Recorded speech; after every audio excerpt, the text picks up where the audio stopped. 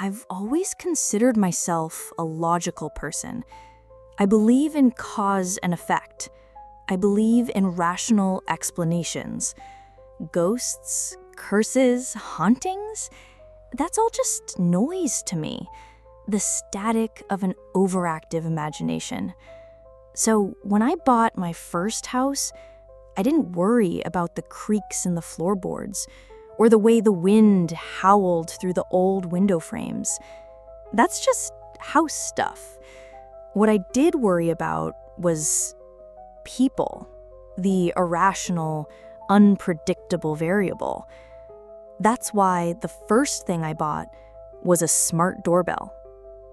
Not just any brand. I bought the best one, the AuraView Pro. The name itself sounded safe, didn't it? Like it could see more than just a person on your porch. It promised peace of mind in a sleek black lozenge with a glowing blue eye. And for the first month, it was perfect. It was my silent, sleepless guardian. It recorded the mailman dropping off packages. It recorded a teenager's clumsy attempt to steal a garden gnome. It recorded a stray cat that liked to sleep on my welcome mat. Each notification was a little ping of reassurance. All is well. The perimeter is secure. You are safe. I felt in control. I had a digital eye watching my little corner of the world, logging every event, storing it neatly in the cloud. Logic, order, security. The first glitch happened on a Tuesday. I was at work, stuck in a meeting, when my phone buzzed. A notification from the AuraView app. Motion detected at front door. I discreetly opened the app under the conference table, expecting to see a package delivery, but the video clip that loaded wasn't of my front door. It was a 3-second, black and white video of my hallway, inside my house. The camera angle was low, as if it were placed on the floor looking up towards the empty corridor that led to my bedroom. Nothing happened in the clip. It was just 3 seconds of silent, empty space. Then it ended. I frowned. That's weird. A server mix-up, maybe? Someone else's camera feed accidentally routed to my account. I dismissed it. I had a presentation to worry about. It was just a glitch, an error in the system, a rational explanation. But that night, as I walked down that same hallway towards my bedroom, I couldn't shake the image from my mind. The image of this exact space, viewed from a low, unnatural angle, stored on a server somewhere far away. For the first time in my new house, the feeling of being watched came from within. 1 glitch is an anomaly. 2 is a coincidence. 3 is a pattern. The internal recordings started happening more frequently. I'd be at the grocery store and I'd get a notification, motion detected at front door. I'd open the app. It would be a 5-second clip of my empty living room. The angle was always strange, low to the ground or high up in a corner where no camera could possibly be. Sometimes the image was distorted, the edges warped as if seen through a flawed lens. I did what any logical person would do. I tried to fix it. I uninstalled and reinstalled the app. I reset the doorbell to its factory settings and spent 45 infuriating minutes on the phone with AuraView's customer support talking to a heavily accented man who kept reading from a script. "Sir, I can assure you the device is functioning as intended. Our diagnostics show a secure connection." "But it's recording inside my house," I insisted, my voice tight with frustration. How is that possible? Sir, that is not a feature of the AuraView Pro. The camera's field of view is physically limited to 180 degrees from its mounting position. He was telling me it was impossible. And yet the evidence was right there on my phone. A growing library of silent, grainy videos of the inside of my own home, all labeled front door. My logical mind was starting to fray. The clips began to change. They were no longer just empty rooms. They started showing discrepancies. One evening, I got a clip of my kitchen. I had left a single coffee mug on the counter that morning, but in the video, clear as day, there were 2 mugs sitting side by side. I raced home, my heart pounding. When I got to the kitchen, there was only 1 mug, exactly where I had left it.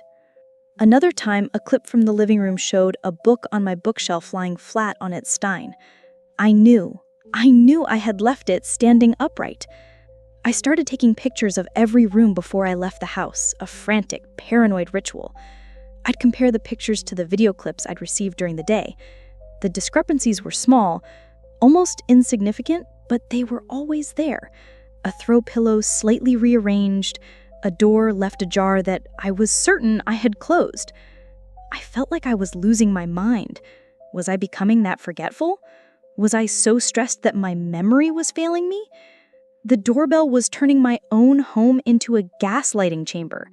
It was methodically dismantling my trust in my own perception, my own sanity. The very device I had bought for security was now the primary source of my terror. The worst one came late on a Friday night. I was out for a drink with a friend, trying to feel normal for a few hours. My phone buzzed. Motion detected at front door. I opened the app, my hand trembling. The clip was of my bedroom. The camera angle was from the foot of my bed, looking towards the pillows. The room was dark, but the night vision was crystal clear. On the pillow, next to where I slept, there was an indentation. A perfect, unmistakable impression of a human head, as if someone had just been lying there moments before the recording began. I left the bar without saying goodbye.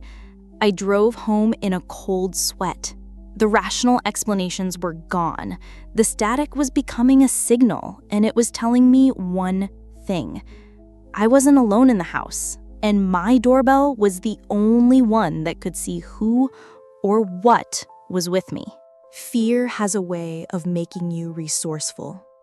My logic had failed me. Customer support had failed me. The only thing left to do was to investigate the one variable I hadn't considered, the house itself. I spent a weekend at the local library, digging through town archives and old newspaper articles. My house was built in the 1980s, a typical suburban family home. The previous owners were the Millers, a family of 3, John, Mary, and their 7-year-old daughter, Emily. They had lived in the house for 10 years, and then, 2 years ago, they vanished. The article was brief, buried in the back pages. The family was reported missing by John's employer after he didn't show up for work for a week. Police investigated. There were no signs of a struggle, no signs of foul play. Their cars were still in the garage. Their wallets were on the kitchen counter. It was as if they had simply ceased to exist. The case went cold, the house went into foreclosure, and eventually, I bought it. A chill, entirely separate from the one I was now accustomed to, snaked down my spine. I went home, the words from the article echoing in my head, vanished. That night, I received a new clip. It was the longest one yet, over a minute long. The label was the same, motion detected at front door. The image was of the little girl's bedroom, a room I used for storage, still filled with some of their old, forgotten furniture. The video showed a little girl, Emily, playing on the floor with her dolls. She was humming a nursery rhyme. The video was grainy, silent, but I could almost hear the tune. Then she stopped.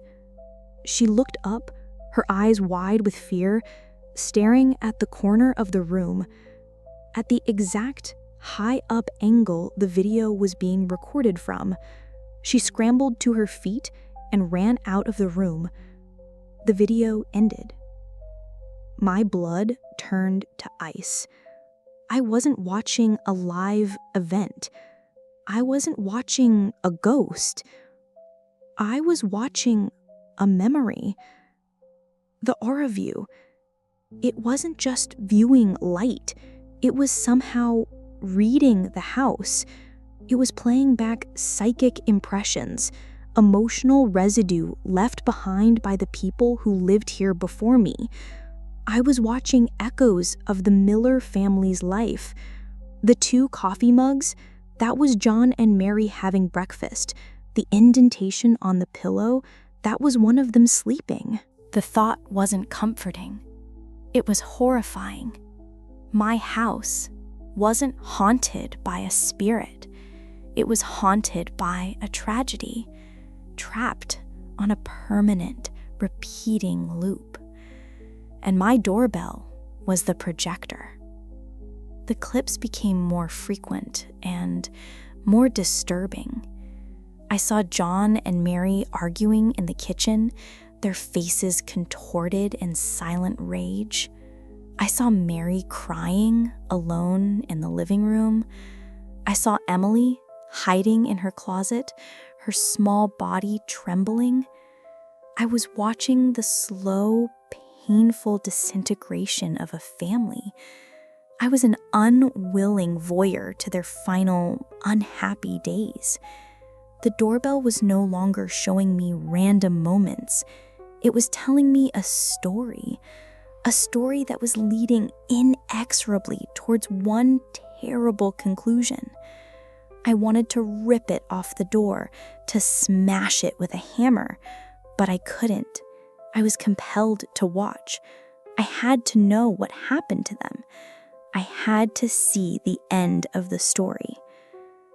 The final clip from the past arrived on a Sunday. The video was from that same low angle in the main hallway. It was dark. I could see the front door at the end of the hall. Suddenly, the door burst open. 3 shadowy figures, tall and menacing, stormed inside. The video was silent, but I could feel the violence of the moment. The clip ended. That was it. That was what happened. A home invasion.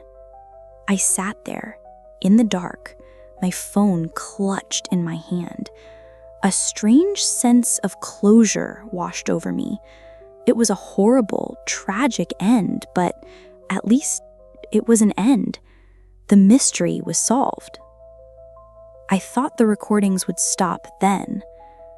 I was wrong. The story wasn't over. I had misunderstood the doorbell's purpose entirely. It wasn't just a projector. It was a director, and it was getting ready for the final act. After that last clip, the house fell silent.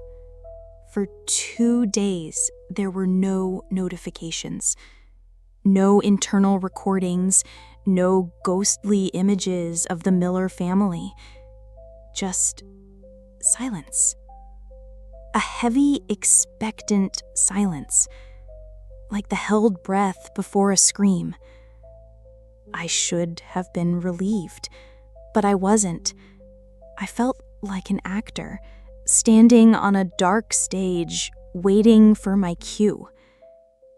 The house started preparing the set. A light bulb in the hallway flickered and died, plunging it into the same darkness I had seen in the final recording. A floorboard near the front door developed a loud, distinctive creak, the same sound I imagined had alerted the Millers. The front door lock, which had worked perfectly for months, suddenly became stiff and difficult to turn. The house was recreating the conditions of that final night. It was setting the stage, and a cold, sickening realization began to dawn on me. The aura view wasn't just reading emotional residue. It was a system designed to capture a specific high-intensity emotional event, a tragedy. And if that event wasn't present, it would manipulate the environment to orchestrate a new one. It needed a performance. It needed a new cast. And I was the star of the show. I had to get out. I ran to my front door, my heart hammering against my ribs. I fumbled with the stiff lock, my fingers clumsy with panic. It wouldn't turn. It was stuck, just as it was meant to be. My phone buzzed in my hand. I looked down at it, my body trembling uncontrollably. It was a notification from the AuraView app. But the text was different this time. Live.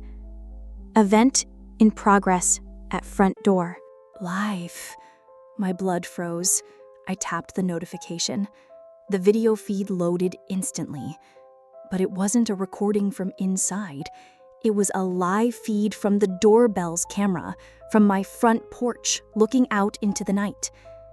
And standing on my lawn, just beyond the reach of the porch light, were 3 shadowy figures. Tall, menacing. They were perfectly still, their faces obscured by darkness. They were looking directly at my house, at my door, at the camera. They were waiting, just like me. A new sound started, a soft female computerized voice. It came from my phone, from the doorbell itself, from the very air around me. It was the voice of the system. Reenactment protocol initiated. Calibrating emotional resonance. Stand by for performance. The figures on my lawn began to walk forward, slowly, deliberately. They were walking towards my door. I was trapped. The lock was stuck. The house was a stage. The script had been written 2 years ago. The doorbell wasn't a camera. It was a trap, a self-perpetuating cycle of horror designed to capture and recreate tragedy over and over again. The Millers weren't the first cast, and I wouldn't be the last. I stared at the live feed on my phone, at the approaching figures. I could see my own terrified, pale face reflected in the screen. The computerized voice spoke one last time, its tone unchanged, perfectly placid. Recording event, saving to cloud. Motion detected at front door. The notification appears on a phone screen. A young woman, the new owner of the house, opens the app. She frowns. The video clip isn't of her front porch. It's a 3-second black and white video of her hallway. Inside her house. The camera angle is low, as if it were placed on the floor looking up towards the empty corridor that leads to her bedroom. Nothing happens in the clip. It is just 3 seconds of silent, empty space. Then it ends. She dismisses it. A glitch, an error in the system. A rational explanation. Outside, on the front door, a sleek black lozenge with a glowing blue eye continues its silent, sleepless watch. It is waiting. It is always waiting for the next performance. This story makes me wonder, how much faith do we put in technology to keep us safe? And what happens when that very technology, the thing designed to protect us, becomes the most sophisticated trap? Is the line between security and violation really that thin? I'd love to read your thoughts on that question in the comments below. And if today's story resonated with you in some way, don't forget to leave a like. Your support by subscribing to the channel is the biggest motivation for me to continue creating more gritty and high-quality stories. And don't forget to hit the notification bell to be the first to step into the next story. Thanks for listening.